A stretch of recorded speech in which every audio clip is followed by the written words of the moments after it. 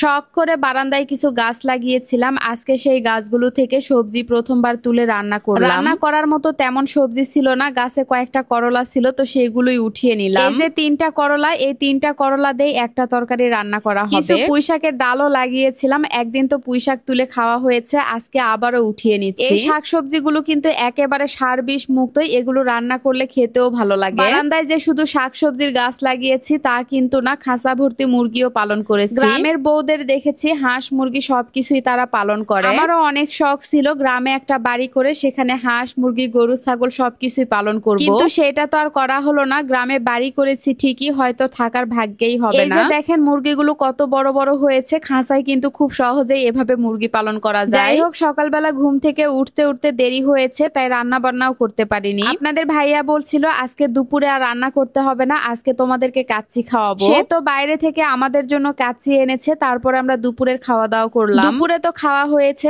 এখন রাতের জন্য রান্না করব, তাই এখানে সবকিছু রেডি করে নিয়েছি। মুরগির মাংস রান্না করব, পটল ভাজি করব, সাথে আমার গাছের পুঁইশাকও রান্না করব। ফ্রিজে কয়টা চিংড়ি মাছ আর ট্যাংরা মাছ ছিল, তো ভাবলাম এগুলো দিয়ে আজকে পুঁইশাক রান্না করব। এই পুঁইশাকগুলো কিন্তু বাজারের কেনা পুঁইশাকের মতো না, পুঁইশাকগুলো তুলতে যেমন ভালো লাগে তেমনই রান্না করলে স্বাদও লাগে। নিজের হাতে লাগানো এই শাকগুলো একেবারে সার বিষ মুক্ত। একে একে সব মশলাগুলো দিয়ে বেশি করে সরিষার তেল দিয়ে হাতে মেখে রান্নাটা বসিয়ে দিচ্ছি। শাক রান্না করতে তো বেশি সময় লাগে না, অল্প একটু পানি দিয়ে তরকারিটা বসিয়ে দিলাম। এই পাশে মুরগির মাংস বসিয়ে দিব, তাই কড়াই বেশি করে সরিষার তেল দিয়ে দিলাম, তারপরে কিছুটা পেঁয়াজ দিয়ে দিলাম। পেঁয়াজগুলো হালকা করে ভেজে নেওয়ার পরে এখন একে একে সব মশলাগুলো দিয়ে দিচ্ছি। মুরগির মাংস ঝাল ঝাল করে রান্না না করলে ভালো লাগে না, তাই বেশি করে ঝাল দিয়ে মুরগির মাংস রান্না করব। এই তো সবগুলো মশলা দিয়ে দিলাম, এখন একটু মশলাগুলো নেড়ে চেড়ে তারপরে ধুয়ে রাখা মাংসগুলো দিয়ে দিলাম। হাতে মেখে মুরগির মাংস রান্না করলে বেশি ভালো লাগে, তবে আমি সব সময় এভাবেই মুরগির মাংস রান্না করি। আমি যে মুরগিগুলো পালন করেছি সেগুলোর বয়স কিন্তু মাত্র 2 মাস হয়েছে, 2 মাসে অনেকটা বড় হয়েছে, হয়তো 3 পোয়ার মতো ওজন হবে, আর কয়েকদিন পরে সেগুলো খাওয়া হবে। যাই হোক, এদিকে পুঁইশাকের তরকারিটাও রান্না করা হয়ে গেছে।